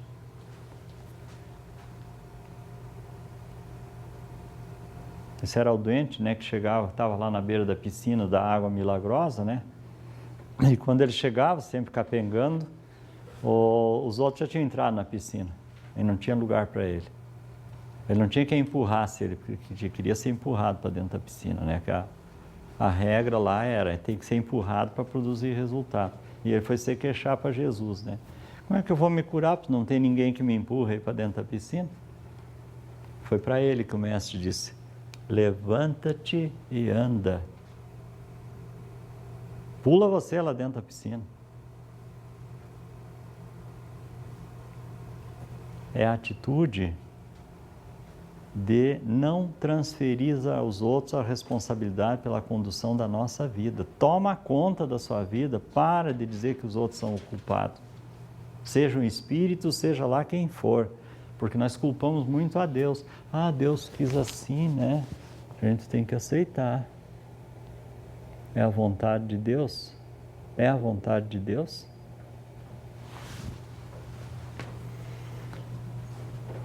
O grande papel do sofrimento e das dificuldades não é, pois, o da mão que castiga, mas sim do professor que ensina a ciência do bem viver. Então, como é que nós vamos interpretar o sofrimento que ocorre em nós? Ah, isso é castigo de Deus? Eu errei demais, tenho que sofrer? Ou eu errei demais, estou sofrendo por isso, mas eu não quero mais isto. Vou observar, vou procurar entender onde que eu estou errando, onde que eu erro, que eu gero esse sofrimento. O que foi que eu fiz de verdade? Ah, não, olhar o passado não pode. A lei divina passou uma esponja, né? A terapia da esponja ocorre muito dentro do centro espírita. Não, tudo passou, Deus passou a esponja, não vai mexer nisso. Se fosse para você lembrar, você lembrava. Mas quem disse que não pode lembrar? Como é que você vai saber onde corrigir se você não sabe onde você errou? Por que eu estou passando por isto? Onde eu errei? Vamos trabalhar então isso, vamos buscar a nossa memória de passado. Ela não está proibida. A lei divina limitou a imersão de memórias, porque muitas vezes nós não temos suporte para lidar com isto. Você só tem suporte na medida que você busca. Se se acha preparado, vai buscar. Por isso que muitas vezes, na hora, nós estamos buscando, estamos fazendo uma terapia regressiva, mas na hora de ir para a sessão, às vezes nós queremos fugir, até esquecemos a sessão. Por quê? Porque nós estamos tentando escapar. Nós já queremos, mas ainda temos medo. E reagimos. Então, reagimos de alguma forma, esquecendo ou desmarcando. Mas você está pronto, sim. Quem busca o atendimento apométrico, está pronto para ouvir qual é a causa do seu problema. Mas o que a maior parte dos atendentes faz? Deixa o sujeito lá na outra sala, para ele não saber. Não, fica lendo o evangelho aí, não presta atenção aqui. Ele não pode saber. Então, nós deixamos o sujeito na mesma condição de ignorante da Igreja Católica. Não, isso aqui é mistério de Deus, você não pode saber, não. Só o padre e o bispo que sabe. Você não pode saber. Porque o ignorante não pode saber dessas coisas. Senão, como é que ele vai ser manipulado? Se ele souber, ele deixa de ser manipulado. Não, isso aqui só ocorreu por intervenção divina. É um milagre. Milagre eu não posso entender. Agora, se disser isso aqui ocorreu porque você mudou de atitude, aí eu perdi o poder. Né? Agora, se eu disser que é milagre, então eu sou milagroso. Vou lá, faço uma série de palavras, pronuncio uma série de palavras estranhas, né? Pronto, você está curado. E a pessoa curou, mas você não me explicou por que ela curou. Curou porque ela mudou de atitude. Porque ela compreendeu o problema. E o que nós temos que fazer é isso. Então, quando eu atender as pessoas, digo para ela: olha, teu problema é isso, é isso, é isso. Ainda você cultua orgulho. Não, eu não sou orgulhoso, sou humilde nada. Você cultua orgulho ainda, você tem que entender como você está fazendo isso. Porque o interesse é teu. Está errado nisso. Esse vício alimenta esse tipo de coisa. Falei no início que nós ajudamos no desencarne de uma pessoa fumante, que foi fumante, que tem enfisema pulmonar. E uma das coisas mais horríveis que eu tinha lido no livro do Leadbeater, sobre aquele cascão que o cigarro cria, o segundo duplo etérico que o cigarro cria, e aquilo cristaliza. E a pessoa se livrar daquilo é muito complicado. E nós estávamos ajudando a desmantelar aquilo. Parecia uma couraça. E foi muito interessante, porque a gente começou a aplicar a cromoterapia naquele cascão, E ele começou a borbulhar, assim, como se fosse derretendo. E ao mesmo tempo, os chakras, ainda viciados com a energia do cigarro, puxavam a pessoa de volta para o corpo. Você via aquela onda do chakra tentando sugar a pessoa de volta para o corpo. Um automatismo muito interessante. E ela gerava um sofrimento pavoroso. E o cheiro daquela casca de cigarro. Não dá para ter ideia. E como a sensação do desencarnado ou do desencarnante é 10 vezes maior que as sensações que o encarnado percebe, então vira um sofrimento pavoroso aquilo. E a pessoa fuma, está sabendo que aquilo vai gerar problema e fuma. Então existe realmente uma cultura do sofrimento, as pessoas gostam de sofrer.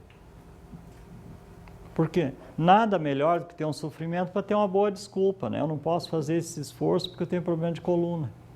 Nunca vai resolver o problema da coluna. Aí não precisa mais pegar no pesado. Alguém vai ter que fazer.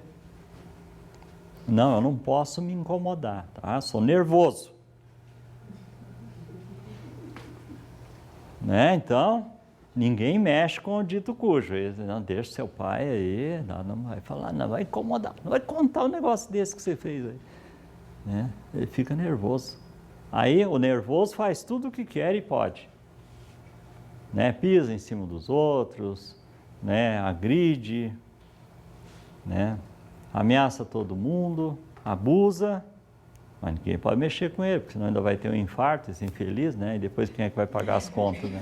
Porque aqui é só ele que trabalha, porque daí vira o encosto do outro lado, né? Não mexe com o nervoso, mas ele é trabalhador. Aí então todo mundo se encosta aqui. Ele chega e dá o dinheirinho em casa para não ser incomodado. É um negócio.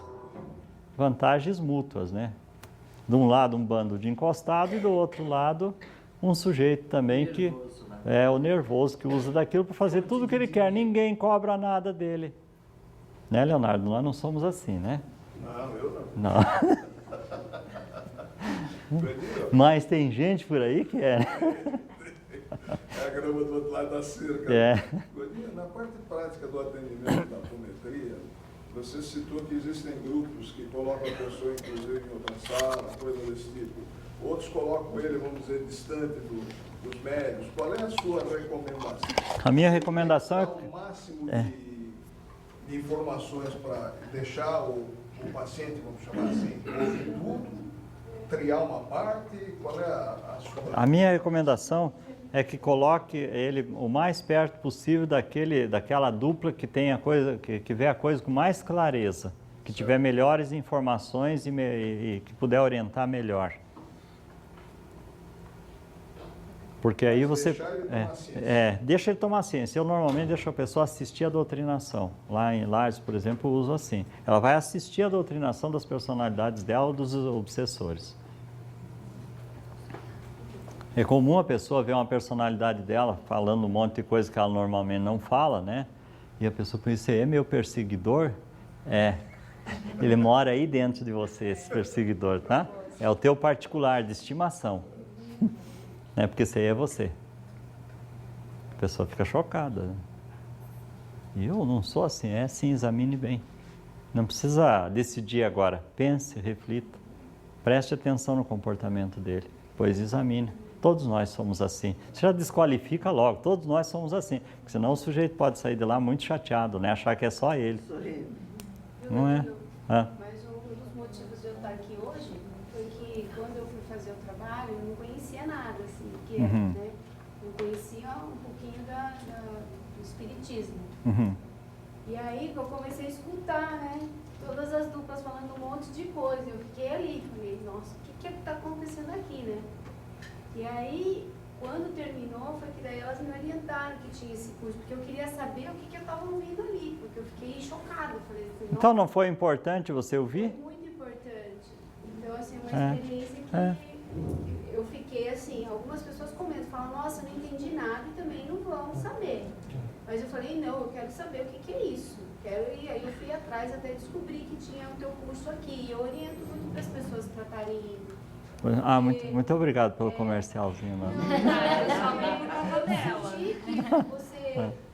Você desperta, agora você tem que estar disponível para fazer isso, né? Porque Você tem que estar pronto para se bancar, né? Não entendi nada, não vou mais, né? É. Mas eu acho que é um erro grave do grupo que não esclarece as pessoas. A doutrina espírita é uma doutrina de esclarecimento. É aquilo que o Espírito diz para nós: faça um centro para esclarecer, orientar consciências, esclarecer consciências. Mas ainda tem pessoas que têm uma certa dificuldade em ouvir determinadas... Mas ela não quer se livrar do problema? O problema é que ela quer se livrar do problema, mas ela quer que você chegue lá e tire o problema dela. Ela não quer ouvir a verdade no sentido de que, olha, tudo que você está passando, por mais amor e carinho, por mais palavras bonitas que você utiliza, dizer para essa pessoa, olha, você tem que mudar o seu comportamento, você tem que melhorar o seu aspecto, você tem que tomar determinadas atitudes. A pessoa ela não aceita que o problema parte dela. Por isso tem que E mostrar aí- as claras para ela. Pois é, mas aí quando você mostra, ainda assim ela não aceita. Porque você imagina uma pessoa que tem 4 terapeutas com 4 tipos de remédio diferentes, vai em 4 centros espíritas diferentes, mais um centro de Umbanda. E se sente injustiçada. Entendeu? Sabe por E quê? assim, e ela não consegue. E não adianta, se você fala para ela, a gente passou por essa situação, e ainda tentamos de todas as formas, olha, Mostrar que veja ela estava daquele bem, jeito. Mas É. sabe por que ela não entendeu? olha, Porque faz vocês foram com esse jeitinho todo aí. Tinha que ter sido Você tinha que fazer porrada. terapia de choque com gente assim. Lembra da terapia do analista de Bagé, a terapia do joelhaço e do rabo de tatu? O rabo de tatu é aquele chicote pesado que eles Não, mas usam lá no se fizesse, sul. essa mulher saia de lá e se jogar Mas de que- lá no mas carro, que ia- saia. ia Porque ela ficou consciente. transtornada. É, Você mas fica que saia. transtornada. Eu Ela tive, tava toda as 2 pessoas em 24 anos que não aceitaram a terapia, uma ficou 6 anos paralisada numa cama. Para aprender, agora já está caminhando. Agora foi para a doutrina espírita. Agora aceitou que tem que trabalhar a mediunidade, né? Porque antes foi lá, porque eu com a Santa Terezinha, porque sou assim com ela, né? Porque, né? Digo que Santa Terezinha, você foi uma baita macumbeira no passado, tá aqui. Você trabalhava com magia, daquela de ficar espetando bicho lá com o nome das pessoas. Agora vem com Santa Terezinha, saiu chutando a mesa. Que é isso? Eu não vim aqui para ouvir essas coisas. É isso, você não quer se curar? Está começando o seu problema. Não aceito isso. Depois eu fui visitá-lo, 2 anos depois, ela já estava 1 ano e meio de cama. Godinho, se eu tivesse ouvido você, talvez não tivesse aqui. Depois Você precisou experimentar para aprender. Ficou 6 anos de cama.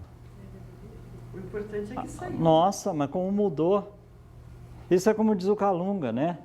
Sujeito lá no hospital, cheio de tubo, cabeça raspada, né? Fazendo quimioterapia. Nossa, que maravilha, como tá mansinho agora. Pede por favor. Olha como mudou a criatura, né? Então, amiga, sua técnica terapêutica precisa de um reforço aí. Para essa gente. Não, foi todo mundo. Precisa de um reforço. E a pessoa ficou assim. Qual é a terapia que a lei divina dá para as pessoas rebeldes? Terapia de choque, porque só a terapia de choque funciona. Então, antes que precise ir para a terapia de choque mais pesada, dê uma mais leve. Então, quebra essa ilusão da pessoa maravilhosa, boazinha. Porque nós não somos assim. Você, não, eu sou espírita. Um colega lá no centro queria, não, mas antes de começar o trabalho, precisamos fazer meia hora de meditação, fazer, como é que ele chamava? Fazer uma harmonização, porque a gente vem da rua irritado com as coisas daí. E o espírito mentor disse, vocês vão perder tempo, meia hora. Quem não se irrita aqui de vocês? Quem não sente raiva? Aqui tem alguém que não sente raiva? Não tem. E sem contar que quem está tranquilo pode ficar irritado com aquela meia hora de concentração. Exatamente. Então, ele disse o seguinte, enquanto isso as pessoas estão esperando aí. Vai e entra direto para o trabalho. Faz uma prece e vai para o trabalho. O espírita, o trabalhador, tem que buscar sua harmonização diariamente, mas ele não está isento de sofrer incomodação, assédios e irritação, de ser perturbado, e ele não é nenhum santo. Se fosse santo, não estaria aqui, estaria lá administrando o sistema solar, a galáxia, coisa assim. Se fosse um espírito iluminado, não estava aqui. Então, nós temos que tirar essas ilusões. O que eu queria só completar, quando eu falei de procurar, que eu acho, eu fiquei pensando sobre isso, porque agora a gente está montando grupo, que seria importante, talvez, quando a pessoa terminar o trabalho, porque, por exemplo, às vezes a pessoa vai lá e não sabe, não tem noção nenhuma. Então, assim, eu queria perguntar algumas coisas e eu percebi que a dirigente, ela me cortou, né? Então, assim, eu só acho que isso que eu acho que talvez precisasse pensar, se não era interessante, já que a pessoa está com essa vontade de querer saber, se não dá para dar um pouquinho de dica naquele momento que ela está ali, entendeu? Por que nós transformamos o nosso trabalho aqui num debate? Porque não adianta ficar falando igual papagaio aqui meia hora, uma hora, falando para vocês e não dar a chance de vocês tirarem dúvidas, de vocês questionarem. Não resolve de nada isso, chega de doutrinação, de impor ideias, vamos debater as ideias, vamos clarear as coisas. A nossa reunião mediúnica é divertida. Eu sempre digo, eu não vou no centro lá para outra coisa, eu vou para me divertir lá no centro. Né? Ah, mas está rindo da desgraça ali, mas vamos ficar chorando junto com a pessoa, vamos fazer ele rir também. Chega dessa coisa de cultura de sofrimento. Quantas vezes o espírito chega ali dando murro na mesa e sai rindo? Não adianta você ficar tentando impor esse tipo de coisa para as pessoas. Nós temos que sair da cultura do sofrimento, da sisudez. Chega disto. Então, se nós não terminar o trabalho aqui, não terminamos, fica para outra vez. Não tem essa preocupação. Ah, não, tem que passar todo o conteúdo. O que adiantou passar o conteúdo se vocês ficaram com as perguntas sem fazer? Sem não tirar as dúvidas. Né? Então, Ângela, por que tem pessoas que cortam aquilo que você vai falar? Eu acho que, em primeiro lugar, se estiver fora do assunto, tem que cortar. Mas se estiver dentro do assunto, tem que esclarecer. Corta porque a pessoa às vezes também não sabe. E dizer não sei é um negócio muito complicado. Eu tenho enorme dificuldade para lidar com isso. Porque é complicado. Então a pessoa não sabe. Porque tem muita gente que vai falar sobre espiritismo, doutrina, fazer evangelho, mas vai falar o que leu ali só. Só ler. Comentar, desenvolver a coisa é complicado. Então, levanta-te e anda. Essa é a ordem do mestre. Levanta-te e anda. Que lição terá a desejar nos ensinar a fazer o tal convite? Já falei aqui em cima, não? Já. Então, o grande papel do sofrimento e da dificuldade não é, pois, o da mão que castiga, mas sim do professor que ensina a ciência do bem viver. Por quê? Para quê? As responsabilidades que assumimos com o trabalho na seara espírita e o respeito que lhe devemos não precisam revestir-se com ar carrancudo, mas devem refletir-se em atitudes que iluminam, levantam, fortalecem, tornando o ambiente mais fraterno e mais feliz. Mas é comum, se chega no centro espírita, já tem alguém na porta, baixa o tom de voz. Você não pode nem cumprimentar ninguém, porque já é proibido. Você tem que chegar assim, né, de cabeça baixa, submetido, vai sentar no seu lugar, naquela cadeira e não se mexe, porque tudo é proibido. Se torna uma coisa horrível, não estou falando de indisciplina. Fora aquela placa que diz o silêncio é uma prece. Fora aquela placa. Você já parou para observar quando se fica em silêncio, que você é obrigado a ficar em silêncio, as ideinhas que vêm na sua cabeça?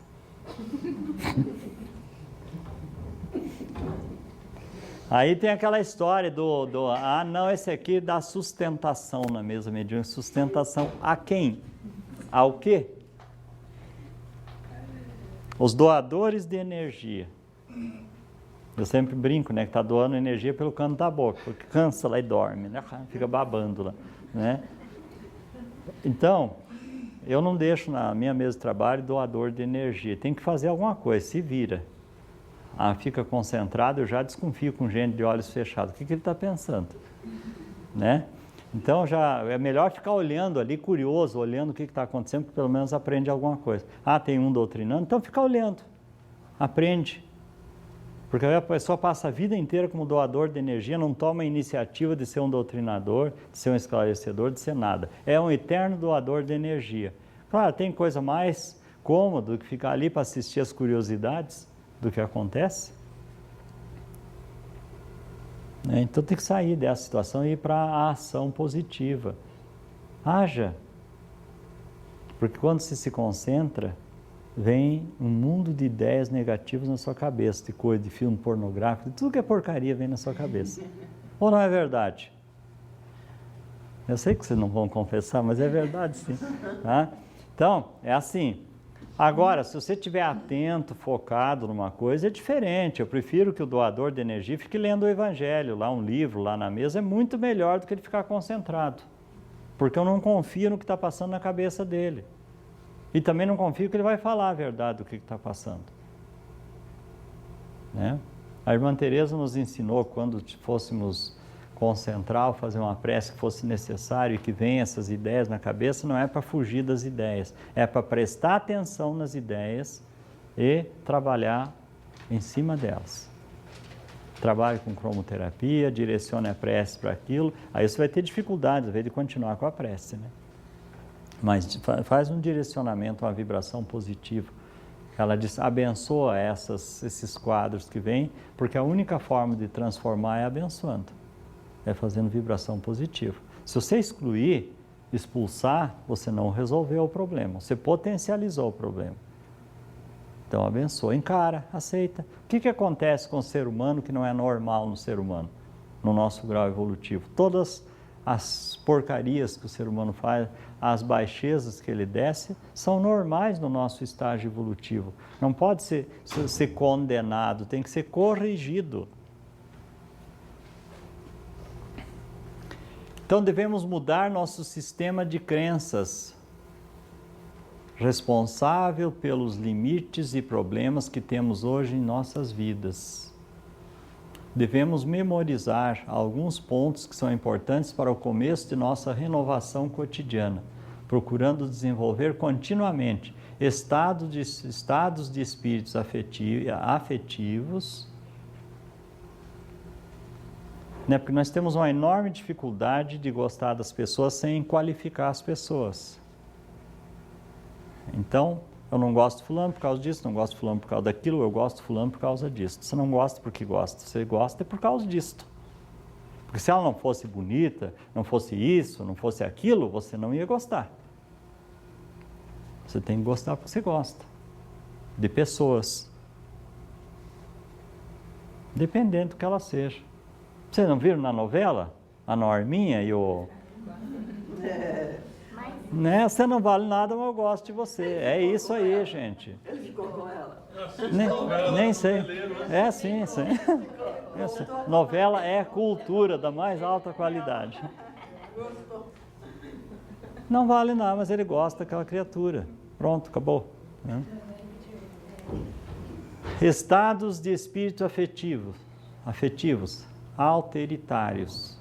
E esse alteritários eu andei fuçando no dicionário, né, para mim tentar entender que a coisa é muito mais complexa do que a gente imagina. Estado ou qualidade do que é outro, distinto, diferente. Aceitação das diferenças, não indiferença. Segundo Dix Marx, alteridade é uma palavra que representa em sua profundidade as leis cósmicas de convívio entre os seres. É a aceitação do outro como ele é.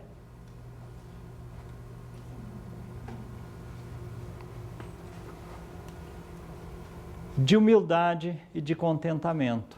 Ter como diretriz o equilíbrio. Comprometer-se com a própria evolução e com as responsabilidades assumidas. Nós nos comprometemos com a nossa evolução, de trabalhar para evoluir, para ficarmos melhores, para ter uma compreensão maior da vida e da realidade espiritual. Nós costumamos fazer isso? Não, nós vamos levando a vida, mas nós não nos comprometemos. E materializar esses propósitos em atitudes. A capacidade e a inteligência de olhar o outro, reconhecer e promover nele qualidades positivas é chamado de amor.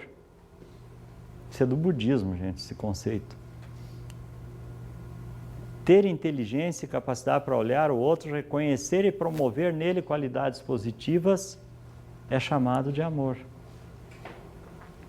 A capacidade de olhar o outro e ver o que afeta em sua existência para nós manifestarmos de forma positiva e remover os obstáculos é chamado de compaixão. ver o outro, olhar o outro e ver o que lhe afeta a existência e nos manifestarmos de forma positiva para remover os obstáculos. É chamado de compaixão. É estar disponível para ajudar, não impor. Estar disponível para auxiliar e promover isso, exemplificando.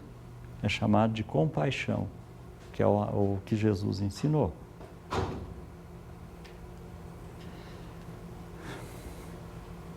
Na raiz de qualquer enfermidade encontra-se a distonia do espírito, que deixa de irradiar vibrações harmônicas, rítmicas, para descarregá-las com baixo teor e interrupção que ocorre, não estou conseguindo ler, né? Da incapacidade geradora da fonte de onde procedem. Na mesma ordem estão os conflitos, os transtornos psicológicos, os distúrbios fóbicos e outros da área psiquiátrica. Mesmo quando sua psicogênese se encontra na hereditariedade, nos fatores estressantes, nos socioeconômicos, nos psicossociais e emocionais, as causas reais se originam do ser espiritual, que é sempre o agente de todos os acontecimentos que diz respeito ao ser humano. E aqui precisa ser entendido uma coisa: quando eu falo do ser espiritual, eu não estou dizendo que é o espírito essência, é o ser como um todo. Quando eu falo que uma personalidade desenvolve um mau hábito, vicia em alguma coisa, ela também é parte desse ser espiritual, do contexto desse ser espiritual. Então, por isso a Joana diz que a origem é no ser espiritual, mas isso tem que ser entendido com muito mais amplitude do que normalmente há. O espírito é atrasado, então por isso que eu ajo dessa maneira. O espírito é atrasado, você não tem consciência? Nós sabemos que o nosso grau de evolução é primário, ainda é infantil. Mas quem está trabalhando o progresso do espírito? É o espírito que está trabalhando o meu progresso ou sou eu, como consciência encarnada, que estou trabalhando o progresso disso que é chamado de espírito? A consciência. É a consciência. Então, eu tenho que tratar o espírito. Não, eu tenho que tratar você. A não ser que você esteja se considerando como espírito, como um todo, que você não é, você é uma parte. Mas, de qualquer maneira, você tem que trabalhar essas partes conscientes, as partes que vivenciam a experiência, porque o espírito não tem nem ideia do que é, e nem onde é que ele mora.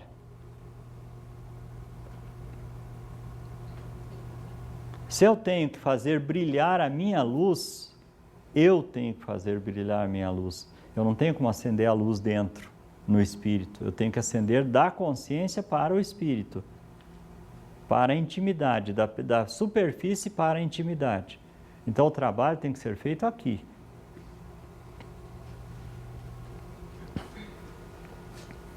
Esse feixe de energia pensante que é o espírito age e, ao fazê-lo, preserva a capacidade que lhe é peculiar ou perturba de acordo com o direcionamento de suas manifestações. Quem pratica as manifestações?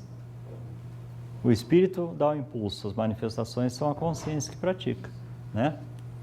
Exteriorizada a ação mental ou física, ondas de energia carregadas de força viajam no rumo que objetiva e, conforme sua qualidade positiva ou negativa, potencializa ou desconecta os núcleos do corpo intermediário, do perispírito, resultando em incapacidade de saúde ou receptividade a doenças. Para o tentame do reequilíbrio e bem-estar, a interiorização do ser e o pensamento carregado de amor constitui os valores que reparam as engrenagens supersensíveis do modelo organizador biológico, restabelecendo-lhe a harmonia e, no caso psíquico, refazendo os campos nos quais se movimentam os neuropeptídeos e outras células nervosas. O trabalho cai sempre em cima da mesma coisa. Nós temos que nos transformar na consciência física. Nós temos que nos tornar cada dia mais conscientes das nossas reais necessidades. Então, todo o conflito procede do ser que pensa, do direcionamento de suas aspirações, tanto os mais recentes como os mais remotas, as mais remotas. Ademais, em se considerando os campos de força e afinidades que existem no universo, o indivíduo sintoniza também com os equivalentes em seu teor vibratório, aquilo que eu falei antes da rede de fios, tornando-se hospedeiro de mentes e seres enfermiços que pululam na psicosfera do planeta. Hospedeiro de mentes e seres. A Joana tem plena clareza aqui das dissociações de consciência, que você agrega em você um desdobramento de outra pessoa. Isso é mente. Quando ela fala de seres, ela está falando de espíritos desencarnados. Então você agrega, prende em você uma personalidade múltipla e enfermiça de outra pessoa. Os espíritos alertam, por exemplo, que a doença da criança, do recém-nascido, o chororó dele, pode ser a irritação da avó, que nem está presente ali, mas está ligada. E ele passa a repercutir aquele comportamento negativo lá da avó. E se nós não verificarmos isso, por isso que os médicos têm tanta dificuldade, às vezes, para acessar um problema de uma criança. Por que a criança nasce e chora 6 meses? Tem alguém que tem uma resposta aqui que não seja a nossa, a espírita? Você tem uma, Ana Helena? Não tem? Hã? Mas e aquele que procura todos os exames e não revela a doença? Sim, você já, né? Pois é. Então, assim, o que a gente encontra nisso? O ser revoltado, não está aceitando a encarnação, já está sofrendo a interferência de um familiar que não quer que ele venha, porque é inimigo do passado. Já está sofrendo a interferência das próprias dissociações de consciência do passado que afloraram, despertaram com a ligação ao corpo. Já começa a acontecer a dissociação ali. Porque quando o ser desencarna, há uma tendência de empacotar as personalidades, né? Agregar, acoplar. Quando ele se ligou no corpo, começa a dissociação novamente. Então vamos ver, seres enfermizos que pululam a psicosfera do planeta, já desencarnados que passam a exaurir-lhe as forças como forças por osmose espiritual ou obsessão, assim como pelas correntes mentais que se exteriorizam das demais criaturas em cujo círculo se movimenta. Correntes mentais. 2 coisas diferentes. Dissociação de consciência e correntes mentais.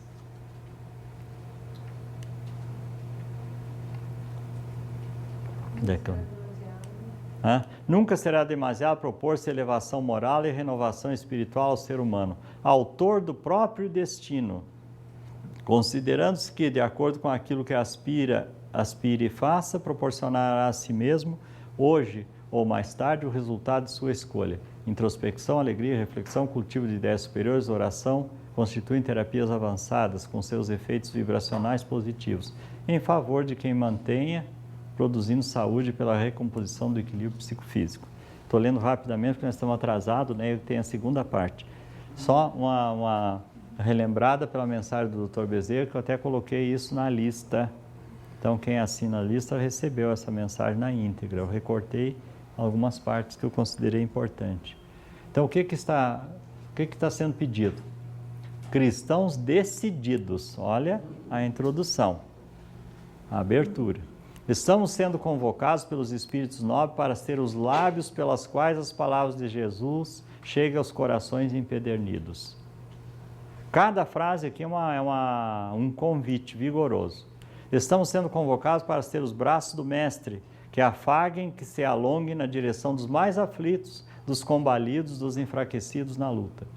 Estamos colocados na postura do bom samaritano, a fim de podermos ser aquele que socorre o caído na estrada de Jericó da atualidade. Nunca houve na história da sociedade terrena tantas conquistas de natureza intelectual e tecnológica, e nunca houve tantas demonstrações de humanismo, de solidariedade, tanta luta pelos direitos humanos. É necessário agora que os cristãos decididos arregassem as mangas e ajam em nome de Jesus. Em qualquer circunstância, que se interroguem, em meu lugar, que faria Jesus? E faça-o conforme o amoroso companheiro dos que não tem companheiro faria.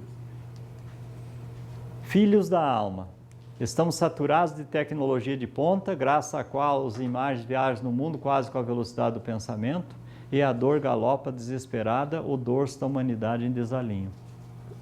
O Espiritismo veio como consolador para erradicar as causas das lágrimas. Sois herdeiros do Evangelho dos primeiros dias, vivenciando a última hora. Estais convidados a impregnar o mundo com ternura, utilizando-vos da compaixão. E o que faz a compaixão? Ampara e orienta. Aceita, ampara e orienta. Periodicamente, neste planeta de provas e expiações, as mentes em desalinho vitalizam micro-organismos viróticos que dão lugar a pandemias destruidoras. Já sabe do que ele está falando, né? Recordemos-nos das pestes que assolam o mundo. Aliás, saiu uma revista que foi publicada, eu acho que em 2000, que já falava do retorno da gripe. Andava circulando na internet aí. Então, se recordando das pestes que assolam o mundo, a peste negra, que assolaram a peste bubônica, as gripes espanhola, asiática e deste momento de preocupações, porque as mentes dominadas pelo ódio, pelo ressentimento, geram fatores propiciatórios às manifestações de pandemia dessa e de outra natureza. Só o amor, meus filhos, possui o antídoto para anular esses terríveis e devastadores acontecimentos, desses flagelos que fazem parte da necessidade de evolução. Sede vós aquele que ama, sede vós, cada um de vós, aquele que instaura o reino de Deus no coração e dilate-o em direção da família, do lugar de trabalho e de toda a sociedade.